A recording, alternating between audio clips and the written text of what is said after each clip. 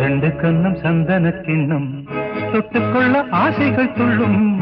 ரெண்டு கண்ணம் சந்தன கிண்ணம் தொட்டுக்கொள்ள ஆசைகள் துள்ளும். பூவை கையில் பூவை அள்ளி கொடுத்த பின்னும் தொட்ட தந்த கையில் மனம் வீசுது இன்னும்.